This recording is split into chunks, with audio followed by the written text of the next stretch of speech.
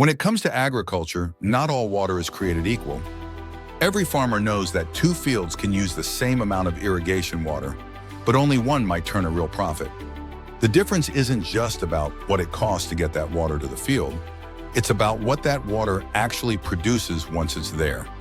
This is the crucial distinction between water cost and water value, and it's shaping the future of farming. Water cost is straightforward.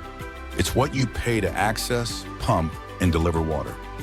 This includes energy for pumping, infrastructure like wells and canals, water rights or delivery fees, and ongoing maintenance.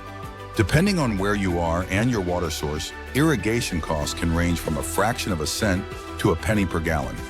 Surface water might be cheaper, while deep groundwater or purchased water rights can be more expensive, especially during droughts. But cost alone doesn't tell the whole story.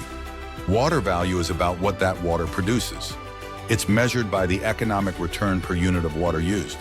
This varies dramatically by crop. For example, corn and wheat use large volumes of water but generate relatively low revenue per gallon. Alfalfa steps up the value, especially where there's strong demand for livestock feed. Vegetables and orchard crops, like almonds or citrus, can generate 10 to 40 times more revenue per acre-foot of water compared to grains.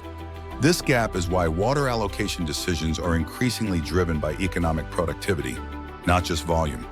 In times of drought, water often shifts away from low-value crops toward high-value ones.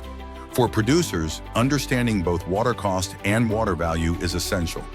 It's not just about chasing the highest dollar per gallon, but about knowing where water risk and opportunity sit on your operation. As water becomes more constrained, the future of agriculture will depend on how efficiently each gallon is turned into value, not just how cheaply it can be obtained.